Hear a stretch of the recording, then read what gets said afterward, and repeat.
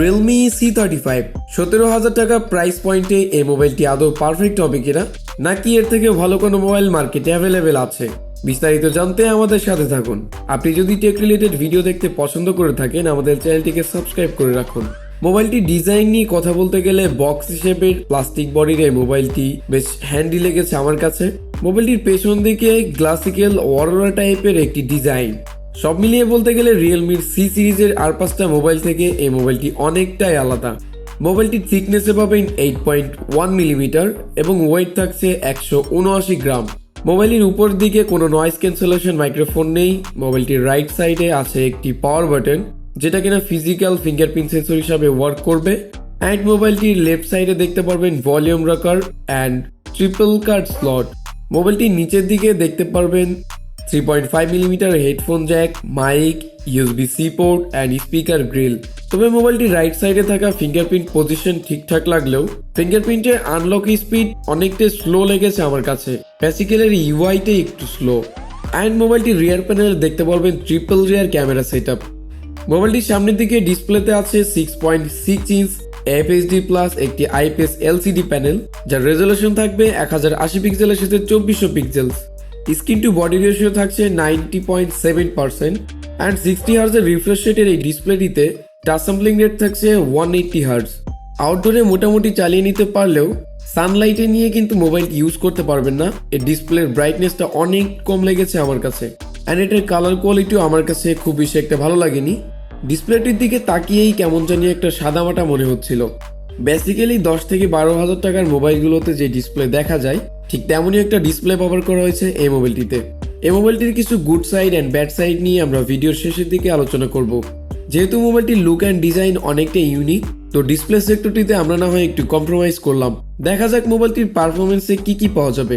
মোবাইলটির সিপিইউতে দেখতে পারবেন ইউনি associate T616 dual nanometre আর্কিটেকচারের এই octa-core প্রসেসরটি। জিপিইউ থাকবে ARM Mali G57 অ্যান্ড মোবাইলটির স্টোরেজে আছে 4GB RAM LPDDR4X এবং 128GB স্টোরেজ থাকছে UFS 2.2 and external SD use করার সুবিধা তো থাকছেই। মোবাইলটি দিয়ে কল অফ ডিউটি প্লে করতে পারবেন, পাবজি মোবাইলও প্লে করতে পারবেন মিডিয়াম গ্রাফিক্সে।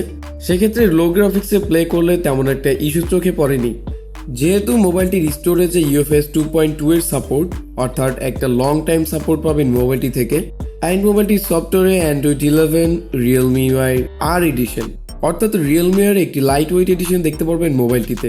অ্যান্ড যদি বলি মোবাইলটির ক্যামেরা সেক্টর নিয়ে, 50 মেগাপিক্সেলের একটি মেইন ক্যামেরা, সাথে থাকছে 2 মেগাপিক্সেলের ম্যাক্রো ক্যামেরা অ্যান্ড 0.3 মেগাপিক্সেলের একটি ডেপথ সেন্সর। আমার মতে 2 মেগাপিক্সেলের ম্যাক্রো ক্যামেরা অ্যান্ড এই 0.3 মেগাপিক্সেলের ডেপথ সেন্সর না দিয়ে 8 মেগাপিক্সেলের একটি আলট্রা ওয়াইড ক্যামেরা দিলে অনেকটা ভালো হতো। পিকচার কোয়ালিটি এভারেজ লেগেছে।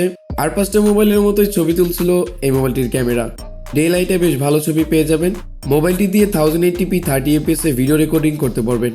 অ্যান্ড মোবাইলটির সামনের দিকে আছে 8 মেগাপিক্সেলের একটি AI সেলফি ক্যামেরা। সেলফি ক্যামেরার কোয়ালিটি আমার কাছে বেশ ভালোই লেগেছে। একটা গুড ক্যামেরা ব্যবহার করা হয়েছে মোবাইলটির সেলফি ক্যামেরা। অ্যান্ড মোবাইলটির সেলফি ক্যামেরায় 720p 30fps এ ভিডিও রেকর্ড করতে পারবেন। এই তো, আর বাকি থাকছে মোবাইলটির ব্যাটারি। 5000 mAh এর একটি ম্যাসিভ ব্যাটারি দেখতে পারবেন। তবে মোবাইলটির ব্যাটারি ব্যাকআপও আমার কাছে খুব বেশি একটা ভালো লাগেনি। ডে টু ডে ইউজে 6 থেকে 7 ঘন্টা ব্যাকআপ নর্মালি পেয়ে যাবেন। অ্যান্ড মোবাইলটিতে হাই প্রেশার দেওয়ার পর 4 ঘন্টা মতো ব্যাকআপ থাকবে। 5000 mAh এর একটা ব্যাটারি থেকে এতটুকু ব্যাকআপ আসলে প্রত্যাশা করতে পারছি না। সবশেষে এতটুকুই বলবো, যদি মোবাইলটির বডি, ডিজাইন অ্যান্ড লুকআপ এক ঝলকে হয়তো পছন্দ হয়ে যাবে, তবে মোবাইলটির পারফরমেন্স সেকশনে বেশ কিছু ব্যাড পয়েন্ট চোখে পড়েছে আমার। অ্যান্ড মোবাইলের ডিসপ্লে কোয়ালিটিও খুব বেশি একটা ভালো লাগেনি। মোবাইলটির ব্যাক ক্যামেরা কোয়ালিটির পিকচার ছিল এভারেজ, তবে সেলফি ক্যামেরাটা ভালো পাবেন। অ্যান্ড মোবাইলটির ব্যাটারি ব্যাকআপ নিয়ে তো অলরেডি আলোচনা করেই ফেলেছি।